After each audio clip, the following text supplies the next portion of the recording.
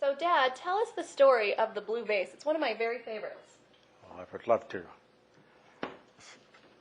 You know, it's very unique, the blue vase. Every family should have one of these on their table. Years ago, my mother and family were back in Sweden looking at a glass factory, and they found this blue vase. It was back in 1967. And the whole concept behind this, and you'll read the story, but it's to surround ourselves with the very best things of life. That would empower a family in their thinking and all that they do. You know, Dad, the blue vase for grandmother was something very special because in her life it did symbolize that it was something very special. It was her family. It's not that my grandmother was materialistic. In fact, very much so the opposite. She was not a materialistic woman. But she loved the things that mattered most, and that was her children, the things that she gave her children, like the food that she prepared and things of that nature. And that's why recipes were so important to her, because she saw that nourishing her children, physically and spiritually at the same time, was something very important to her. And I remember my grandmother was great with the quotes and the stories. There's a story about the blue vase, and this is not the original blue vase. That one is with my grandfather. The owner of an antique shop in a small town noticed a certain man that would stop and admire his window each day as he went to work and as he came home at night. He noticed also that the man was wearing overalls and carrying a lunch bucket, so he supposed that he worked at a local factory like many of the others in the area. Day after day, the same thing happened. Then finally, one day, the man came into the store and purchased the lovely blue vase.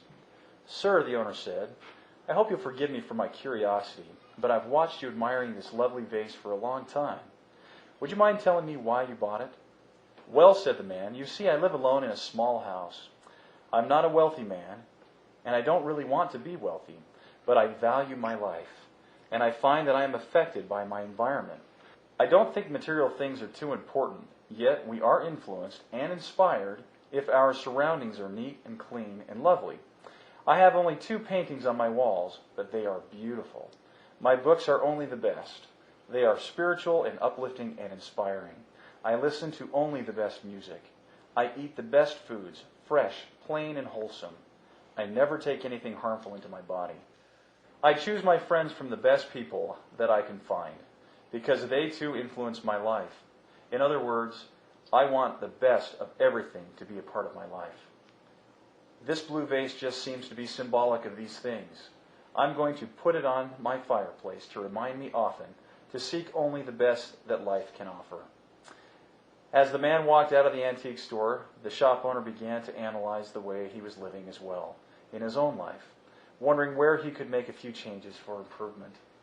And that vase symbolized exactly that for my grandmother and for her children, is where they could improve and what they could do and to look to something beautiful. But I think it's important to know that each of us can have a blue vase in our lives. It symbolizes the fact that we should surround ourselves with the most important things in life, such as family.